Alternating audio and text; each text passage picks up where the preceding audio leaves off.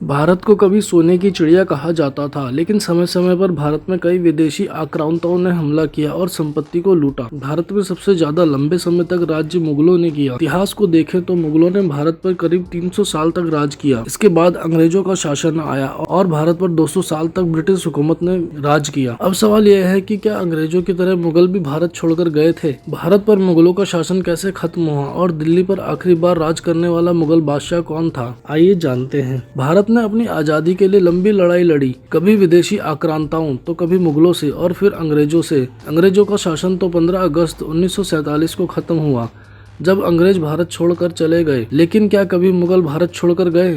इतिहास को देखें तो मुगलों ने भारत में ही राज किया। मुगलों के शासन का पतन मराठाओं से संघर्ष से शुरू हुआ और अंग्रेजों के खिलाफ लड़ते हुए उनका शासन पूरी तरह खत्म हो गया। अंग्रेजी हुकूमत भारत में तब आई जब यहाँ मुगलों का शासन हुआ करता था। ईस्ट इंडिया कंपनी ने धीरे धीरे भारत में अपनी जड़ें मजबूत करी और धीरे धीरे कब्जा कर लिया।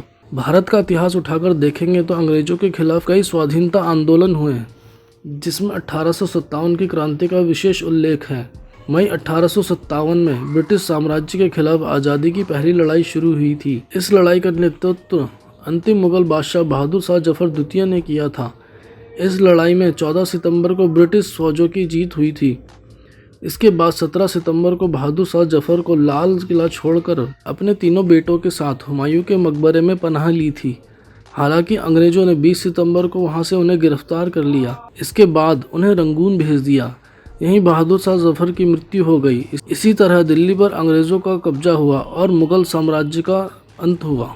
आपको बता दें, ये जो भी जानकारी हमने आपको दी है, ये धार्मिक मान्यताएं और सोशल मीडिया के माध्यम से दी है। मोक्ष चैनल इसकी पुष्टि नहीं करता है। ऐसी तमाम जानकारियों के लिए मोक्ष चैनल को सब्सक्राइब कर दें, बेल आइकन को भी जरूर दबा दें, ताकि आपसे कोई भी महत्वपूर्ण जानकारी ना छूटे और साथ ही साथ हर एक वीडियो का नोटिफिकेशन आप तक पहुंचे। कोई शिकायत या सजेशन देना चाहते हो तो नीचे कमेंट सेक्शन के माध्यम से दें।